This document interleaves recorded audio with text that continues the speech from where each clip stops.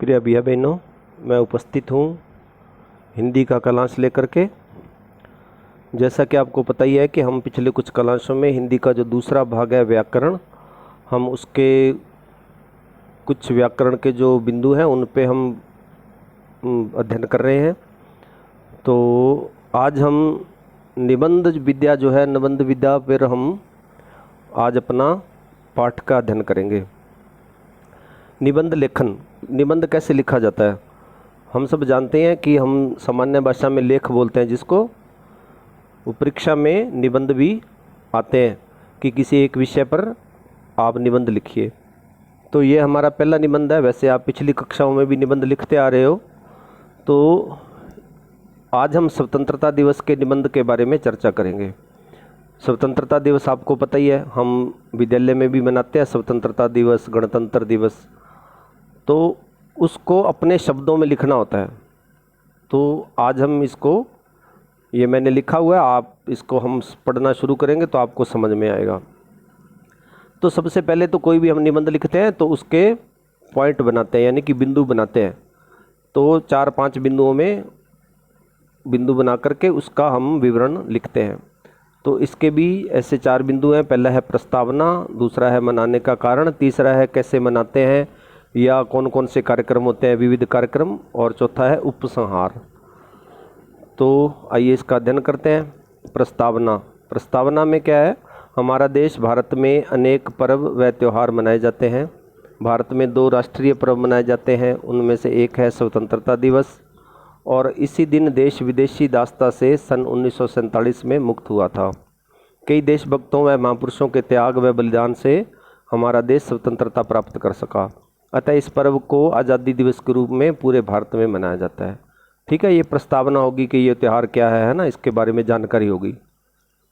दूसरा है मनाने का कारण, कि ये त्यौहार क्यों मनाया जाता है। तो हम सब जानते ही हैं 15 अगस्त 1947 को शासन की जो बागडोर थी वो विदेशी शासन से मुक्त होकर हमारे हाथ में आई। हम हमारे तिरंगे झंडे के नीचे इकट्ठे होकर आज़ादी की श्वास लेने लगे और देश को स्वतंत्र कराने के लिए भारतीयों को लंबा संघर्ष करना पड़ा तथा स्वतंत्रता के आंदोलन में कई देशभक्तों को अपने प्राण भारत माता की आज़ादी के लिए न्यौछावर करने पड़े। प्रतिवर्ष इन शहीदों को स्मरण कर श्रद्धांजलि देने व स्वतंत्रता की रक्षा के लिए संकल्प करने के लिए यह राष्ट्रीय पर्व के रूप में मनाया जाता है। तो दूसरे बिंदु में ये आ गया कि हम ये मनाते क्यों हैं, है ना, इसको मनाने का कारण क्या है। तो स्वतंत्रता दिवस हम किस लिए मनाते हैं कि 15 अगस्त 1947 को, क्योंकि पहले हमारा देश जो था अंग्रेज़ों का गुलाम था और 15 अगस्त 1947 को हमारे शासन की बागडोर हमारे देश में आई और हमारा देश स्वतंत्र हुआ। फिर इसका तीसरा जो बिंदु है वो है कैसे मनाते हैं। तो अब इसमें क्या क्या कार्यक्रम होते हैं वो बताना है, और इस जो पर्व है इसको हम मनाते कैसे हैं ये बताना है। स्वतंत्रता दिवस के इस राष्ट्रीय पर्व को सरकार व सामान्य जनता दोनों ही बड़े धूमधाम से मनाते हैं। इस दिन प्रातःकाल से ही रोचक कार्यक्रम प्रारंभ हो जाते हैं। देश की राजधानी दिल्ली में लाल किले की ऐतिहासिक प्राचीर पर प्रधानमंत्री द्वारा राष्ट्रीय ध्वज फहराया जाता है। तो इस दिन क्या होता है कि सुबह से ही ये कार्यक्रम शुरू हो जाते हैं स्वतंत्रता दिवस वाले दिन। जैसे कि आप भी देखते हो ना, अपने विद्यालय में भी सुबह जल्दी ही ये पर्व मनाया जाता है, ध्वज लगाया जाता है। उसी तरह जो राष्ट्रीय स्तर का कार्यक्रम होता है ना पूरे देश का, तो वो राजधानी दिल्ली में लाल किले पर, लाल किले की जो प्राचीर है उसके ऊपर ध्वज फहराया जाता है और प्रधानमंत्री उस ध्वज को फहराते हैं और सैनिक ध्वज को सलामी देते हैं। ध्वज के सम्मान में तोपों के गोले दागे जाते हैं और प्रधानमंत्री द्वारा देश के नाम प्रेरणादायी संबोधन भी दिया जाता है। तो उस दिन जो प्रधानमंत्री जब ध्वज फहराते हैं तो उसके बाद में वो देश के नाम एक संबोधन भी देते हैं, यानी कि भाषण देते हैं। सभी सरकारी भवनों, संसद भवन तथा राष्ट्रपति भवन पर रंग बिरंगी रोशनी की जाती है। तो जो भी सरकारी इमारतें होती हैं ना, भवन होते हैं, जैसे दिल्ली में संसद भवन है, राष्ट्रपति भवन है, तो वहाँ पे भी क्या होता है कि रंग बिरंगी रोशनी की जाती है और ध्वज फहराया जाता है। तो हमने कई बार टीवी पे 15 अगस्त को आप देखोगे तो आपको जानकारी मिलेगी। और शिक्षण संस्थाओं में भी ध्वजारोहण कर सलामी, भाषण तथा छात्र छात्राओं द्वारा सांस्कृतिक व देशभक्ति कार्यक्रम प्रस्तुत किए जाते हैं।